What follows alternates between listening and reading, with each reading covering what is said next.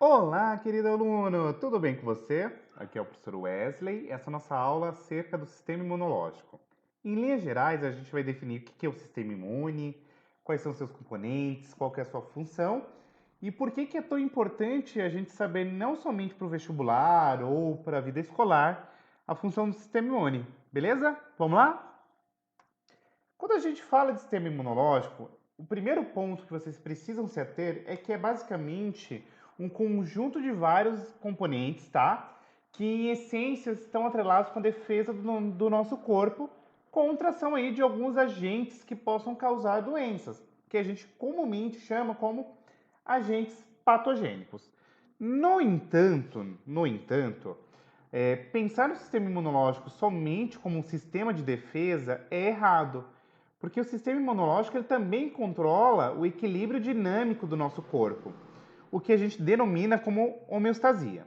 Em outras palavras, a gente pode pensar que o sistema imune ele está diretamente atrelado com um sistema que também controla o bem-estar do nosso organismo, como por exemplo numa situação na qual você tem uma fratura de osso. A gente sabe que existe uma série de elementos ali que estão atrelados com a remodulação óssea, dentre os quais a gente pode também incluir alguns elementos do sistema imunológico, tá bom?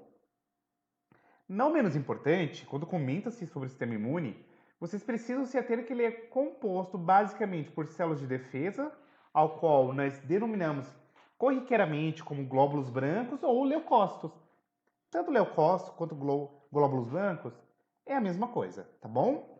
Além disso, nós temos aqui um aparato de vários órgãos que nós denominamos como órgãos linfáticos. E aí você deve estar se perguntando, tá, mas o que seria um órgão linfático?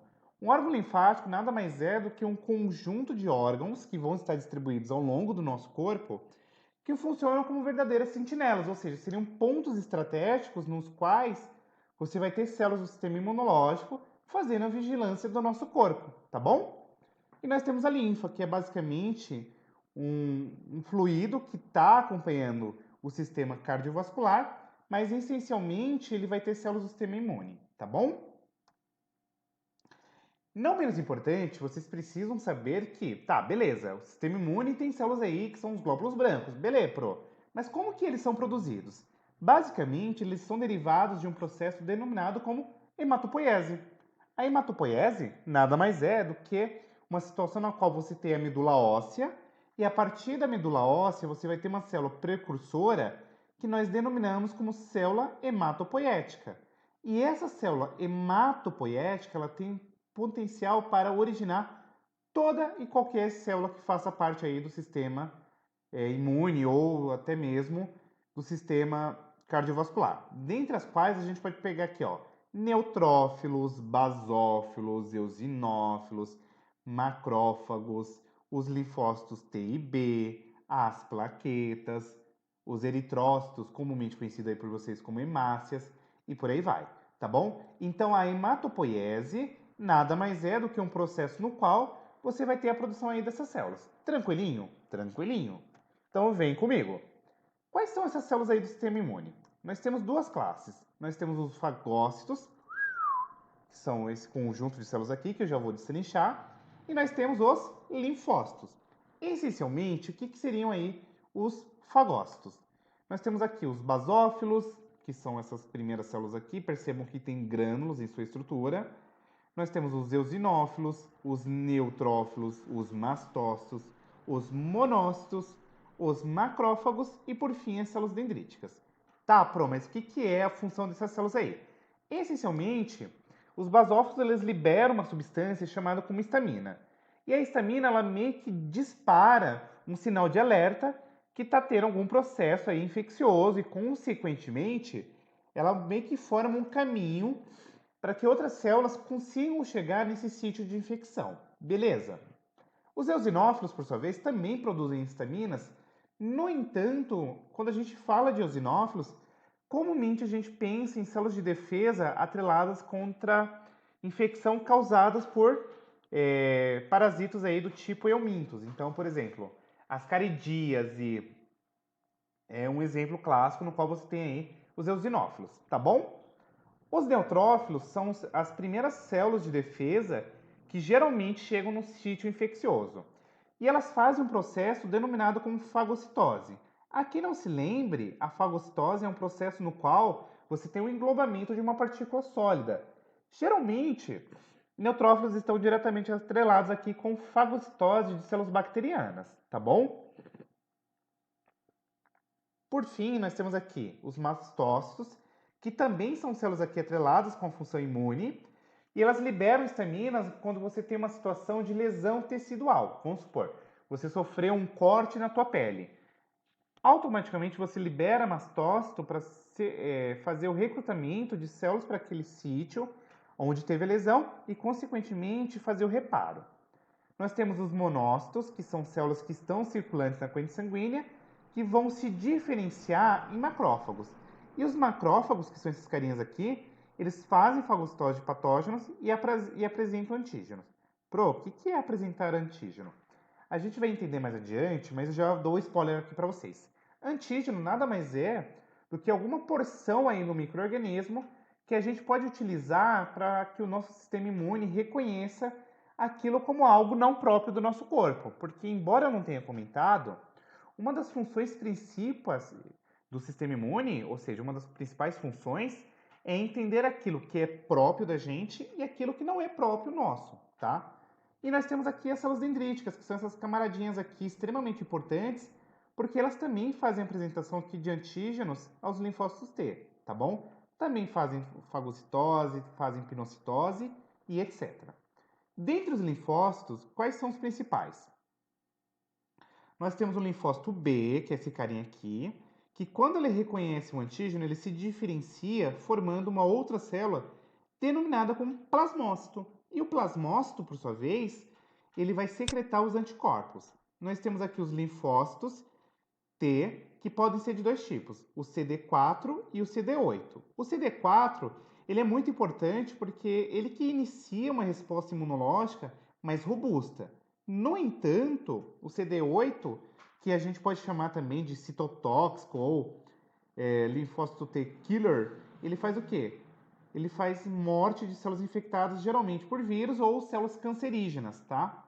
E nós temos aqui as células natural killers, tá? Que destroem células infectadas por vírus e células tumorais também. Pronto, muita informação, né? Muita informação, mas a gente vai aos poucos e deglutindo essas informações aqui com calma, tá bom? Então vamos lá. Gurizada, além disso, eu preciso que vocês saibam dois conceitos extremamente importantes. O primeiro, o que é o antígeno? O antígeno nada mais é do que uma partícula ou uma molécula que está nesse micro-organismo, geralmente, tá? E, consequentemente, essa partícula estranha que o nosso corpo entende como algo não próprio é importante porque ele induz uma resposta imunológica de maneira que a gente vai desempenhar, vai construir uma resposta frente a isso. E os exemplos a gente pode ter fragmento de bactéria, de protozoário, toxinas, vírus, fungos e etc. Tá bom? E os anticorpos são basicamente proteínas que se ligam aos antígenos e fazem o quê? Inibem literalmente a sua ação, tá? São moléculas que têm um formato em Y e são produzidas pelos plasmócitos, como eu comentei anteriormente. Então vamos dar uma olhadinha aqui, ó. Você tem aqui um vírus, por exemplo, como o SARS-CoV-2, que causa a Covid-19. Nós sabemos que uma das proteínas presentes nele é a proteína spike. E aí o nosso corpo entende que a proteína spike é uma proteína diferente, é uma proteína que não é própria do nosso corpo, certo? Então essa proteína presente no SARS-CoV-2, que é a spike, o nosso corpo entende como um antígeno. E, consequentemente, o nosso corpo vai fazer a produção de anticorpos específicos contra esse antígeno, que no caso seria a proteína spike, de maneira que a gente inibe a ação dela. Claro que o antígeno, o micro-organismo, ele também vai evoluir, ele vai mudar para tentar fugir aqui dos antígenos, dos anticorpos, perdão. Beleza? Além disso, a gente precisa saber que a resposta imunológica ela pode ser de dois tipos, inata e adaptativa. Pro, o que é uma, o que é outra? A resposta inata é uma resposta que a gente essencialmente já nasce com ela, é uma coisa natural, uma coisa inespecífica.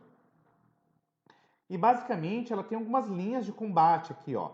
Então tem barreiras que evitam que o micro-organismo entre, tem um aparato de várias células e substâncias, e se eventualmente essas primeiras barreiras aqui não conterem o micro-organismo, a gente entra aqui na resposta específica, que é a imunidade adaptativa, que é agora onde você tem anticorpos e tem uma resposta imune celular extremamente específica para tentar eliminar esse micro-organismo e esses antígenos. Então vamos lá, ó.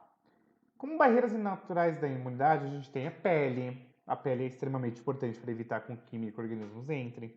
Saliva, ácido clorídrico no estômago, o pH vaginal, a lágrima, que tem uma enzima extremamente importante chamada lisozima, que destrói parede celular bacteriana. Nós temos aqui a cera da orelha externa, o famoso cerumen, muco presente nas mucosas, os cílios que tem no epitélio respiratório, os movimentos peristálticos também são extremamente importantes, e as próprias bactérias comensais que nós temos aqui no nosso micro-organismo, no nosso organismo, perdão, que também fazem aqui uma proteção contra eventuais patógenos, tá bom? Tem-se uma série de aparatos aí químicos, como por exemplo as proteínas do complemento. E aí você deve estar se perguntando, o que seriam essas proteínas do complemento? São basicamente cerca de 35 proteínas, esse valor já foi atualizado em 2020, que são produzidas pelo fígado. E aí você deve estar se perguntando, o que essas proteínas fazem? Essas proteínas do complemento, elas basicamente fazem um processo que a gente chama de lise da membrana, ou complexo de ataque à membrana. O que seria isso aqui? Ó? Vamos supor que isso aqui é a parede celular de uma bactéria. Forma-se um poro e, consequentemente, você tem entrada de fluido e, consequentemente, isso daqui leva a uma lise celular, tá? E essa lise celular, por sua vez, ocasiona aqui a morte. Os fagócitos, basicamente, são os neutrófilos, os macrófagos, as células dendríticas. Então, olha esse exemplo aqui, ó. Isso aqui tudo é hemácia, isso daqui é uma bactéria, e isso é um macrófago indo atrás dela, ó. E ele vai perseguindo. Até que chega um macrófago, não, perdão, isso aqui é um neutrófilo. E aí, consequentemente, esse neutrófilo, o que ele vai fazer? Ele vai invaginar essa bactéria e vai digerir ela, tá bom? Então, ó, aí o GIF bem bonitinho para vocês entenderem. E aí, ó, ele chega e engloba essa bactéria. E como que seria a ação aqui dos fagócitos? Vamos supor numa situação no qual você tem aqui a pele e a pele foi eventualmente aqui lesionada com uma farpa, tá? E aí o que acontece? Você tem várias bactérias ali que tentam entrar. Consequentemente, como eu falei para vocês anteriormente, numa situação na qual você tem uma lesão tecidual, os mastócitos vão liberar histamina, de maneira a qual você cria um gradiente químico que faz com que você tenha um processo de difusão aqui através dos capilares, e aí, consequentemente, a histamina vai causar um processo de vasodilatação. E essa vasodilatação, por sua vez, faz com que macrófagos, neutrófilos cheguem aí nesse sítio infeccioso ou nesse sítio lesionado e façam aqui fagocitose das bactérias, de maneira a qual você tem aqui a morte dessas bactérias. Então, essencialmente, esse processo no qual essas células aqui, macrófagos ou neutrófilos, passam do capilar para o tecido, a gente denomina como diapedese, tá? Que é um processo de migração da corrente sanguínea para o sítio aí no qual teve essa lesão, belezinha? E isso aqui é extremamente importante. Vejam que é muito refinado esse processo. Além disso, como eu falei para vocês, nem sempre a nossa imunidade inata consegue debelar essas infecções e etc, né? Então entra agora em xeque aqui, em ação, o sistema imune adaptativo, que é basicamente composto por resposta humoral e resposta celular. O que é uma, o que é outra? Vamos lá.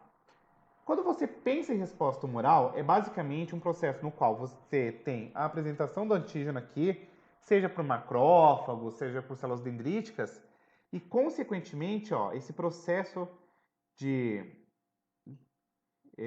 apresentação faz com que o linfócito T se diferencie e comece a estimular outros linfócitos, como por exemplo os linfócitos B. E aí os linfócitos B eles vão se diferenciar formando aqui os plamócitos, perdão, E os plasmócitos, basicamente, são o quê? Linfócitos B maduros, que liberam aqui os anticorpos, que, como eu falei para vocês, são aquelas proteínas que se ligam ao antígeno e, consequentemente, inativa ele, tá? Então, vamos lá, recapitulando. Vamos voltar aqui a imagem para não dar ruim. Você tem aqui a bactéria, no qual tem vários antígenos, certo? Consequentemente, o macrófago faz um processo de fagocitose, digere essa bactéria, e aí, consequentemente, ela vai pegar essas porções aqui que a gente chama de antígenos e vai apresentar para o linfócito T. O linfócito T, por sua vez, ele vai ficar ativado e ele começa a estimular outros linfócitos. Pode ser o CD8, pode ser o linfócito B, tá? Mas vamos pensar no linfócito B. O linfócito B, quando ele é ativado, ele se diferencia, ou seja, ele se muda, ele se transforma em uma outra célula chamada como plasmócito. O plasmócito, por sua vez, começa a liberar anticorpos. Esses anticorpos, eles se ligam aqui em outras bactérias que apresentam aqueles antígenos. É uma ligação extremamente específica, de maneira a qual você vai ter a inativação dessa bactéria, tá bom? E aí, a resposta imune celular, ela basicamente não vai utilizar anticorpos e essencialmente é mediada aqui pelos linfócitos CD8, que são os linfócitos killers ou matadores. Como que funciona eles?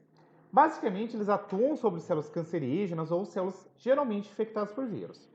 Então vamos lá, vamos dar uma olhadinha. Você tem lá o linfócito T libera citocinas que vai estimular o linfócito CD8 a se ligar aqui nessa célula cancerígena ou infectado por vírus e, consequentemente, ela libera uma substância chamada como perforina. Olha o nome, perforina. Vai perfurar e formar um poro. E, consequentemente, ela joga ali dentro desse poro glânulos.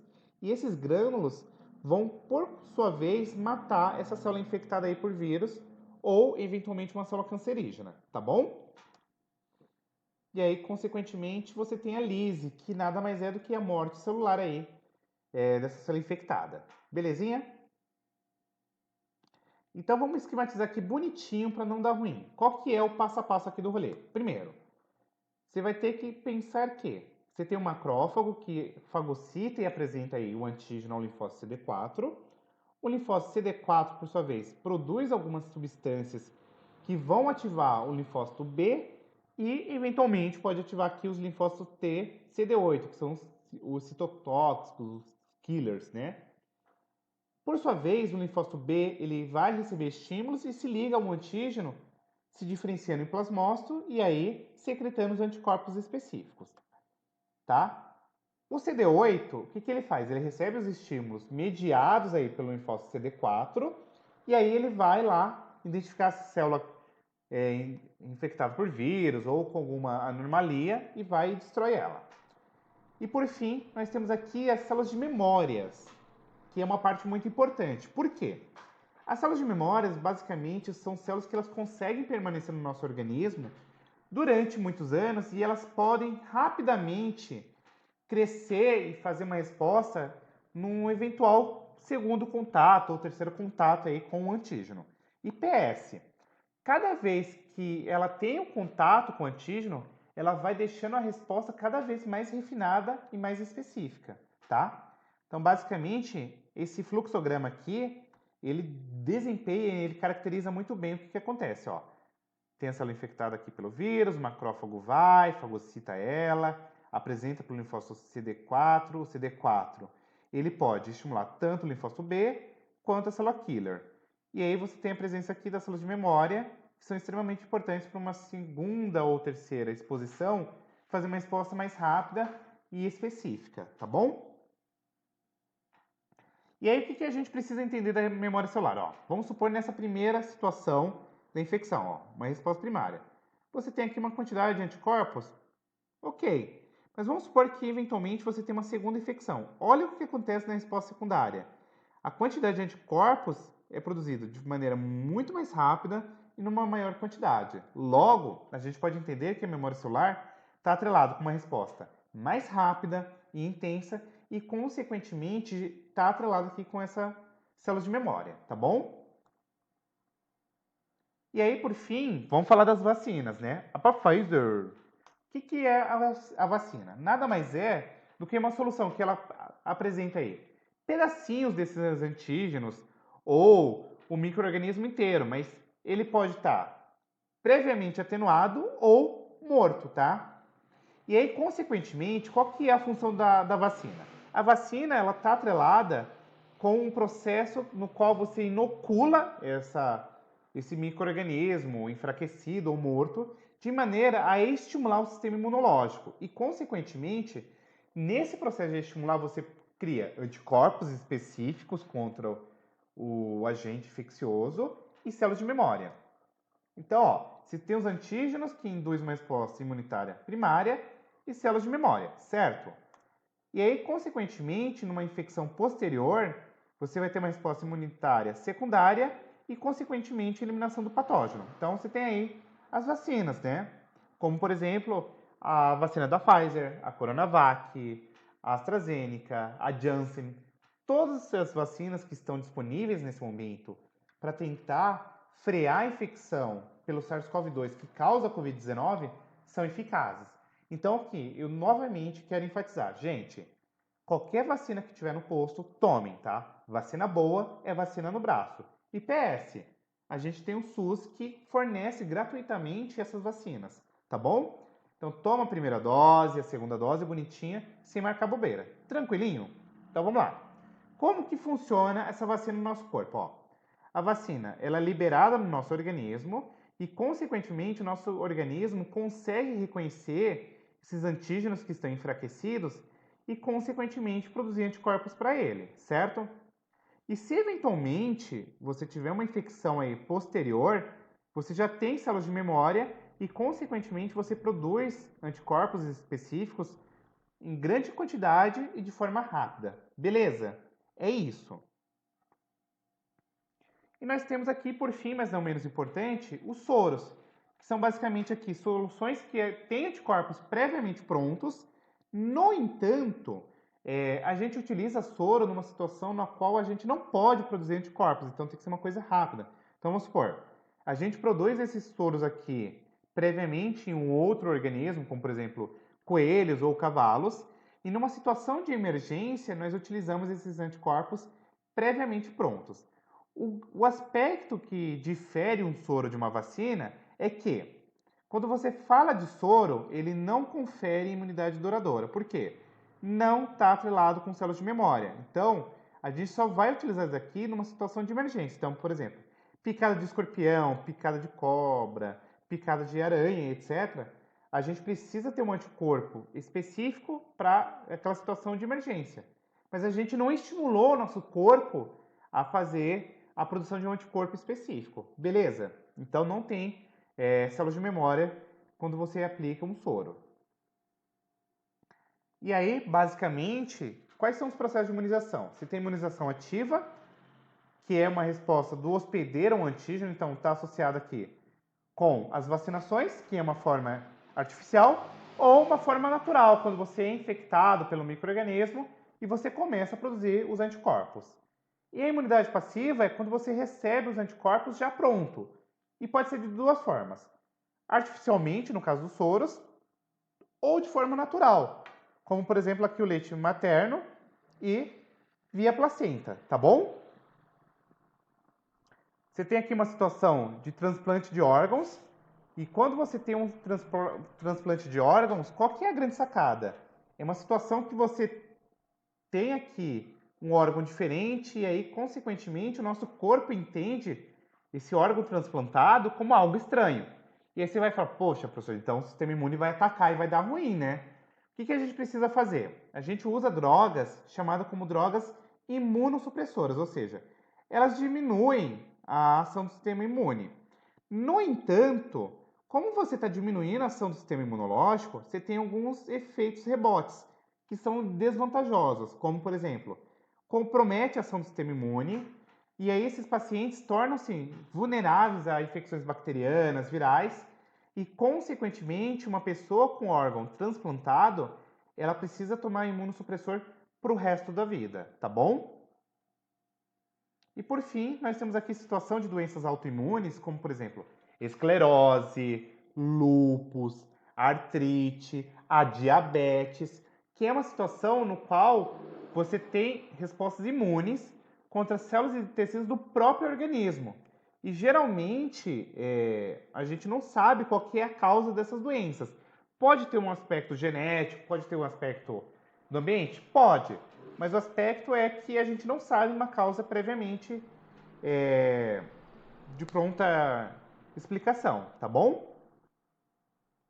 E eu espero que você tenha curtido. Se você curtiu, performa aí e deixa o seu like, comenta, divulga a palavra aí para os amigos. E até a nossa próxima aula, tá bom? Beijão e eu espero que vocês fiquem todos aí muito bem, imunizados, performando ao som de Caetano Veloso e tomem a vacina, tá bom? Tchau!